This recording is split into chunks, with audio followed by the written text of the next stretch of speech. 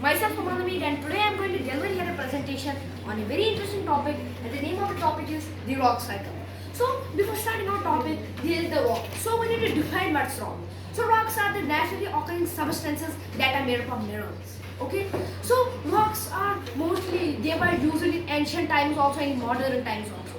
In ancient times, the people were more dependent upon the rock. There was a more wide use of stones. Okay, so let me tell you some uses how the rocks were used in earlier times or in ancient times. Rocks were used for buildings, making buildings, and mostly they were making temples for worship.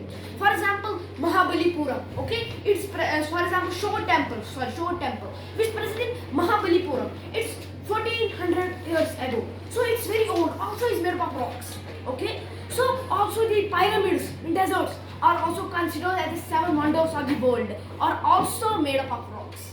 In early times, the people were more dependent on rocks than on the modern times. So let me tell you some uses how these rocks were used in modern times, in this time on which we are living. So rocks are used for constructing buildings. For example, limestone. Limestone is used for making cement. And how many uses are there of cement? We can construct big walls, we can construct big buildings, for constructing big houses. So in modern times, rocks are also useful. Rocks are also used. Okay. So for extracting minerals from the copper. Okay. So now let me start our the main topic, that the rock cycle. So the rock cycle starts from the igneous rock. So let me define the igneous rock. Full definition. Igneous rock is formed by the cooling down of magma. Okay. So this igneous rock is formed by the cooling down of magma inside or outside the surface of the earth. Igneous rock is derived from a Latin word ignis, which refers to hot liquid called magma. Okay. So igneous rock is derived. Igneous rock can be of two types: intrusive igneous rock and extrusive igneous rock. What are intrusive igneous rock? Intrusive igneous rocks are those rocks which are formed inside the surface of the earth. So when sometimes it is formed inside the surface of the earth, it forms a bed under the rock. That rock is known as the intrusive igneous rock.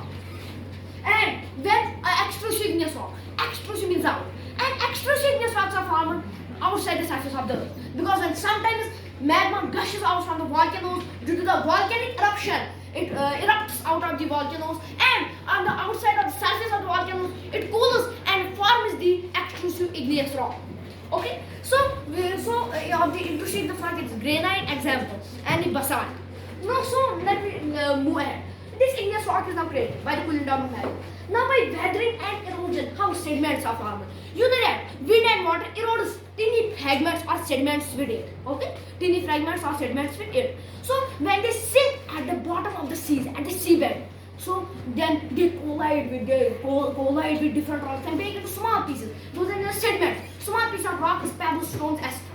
Okay, so when they sink, the upper layer of sediments press the lower layer of sediments. It exerts more and more pressure, and after it forms the rock known as the sedimentary rock. For example, there are some two terms that you need to remember: weathering and erosion.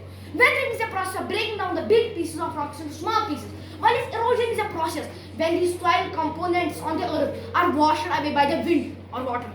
Okay. So after that, when the sediments get converted into sedimentary rock by high under pressure, when it exerts pressure, then this sedimentary rock.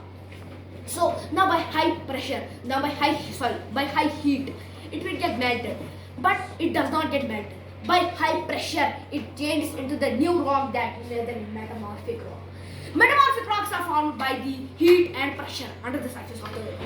Metamorphic rocks are formed in three ways, and you need to remember these three ways, most important: by the high heat and pressure, by the pre-existed rocks, and when the tectonic plates inside the surface of the earth collide with each other. There are 7 continents and there are 7 tectonic plates, one tectonic plate in each continent.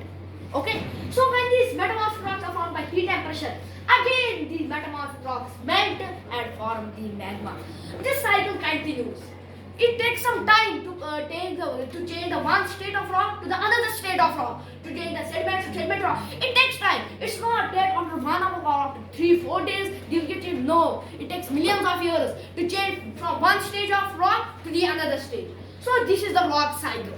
Okay, so this was all about our today's topic. I hope you have liked my presentation. Thank you.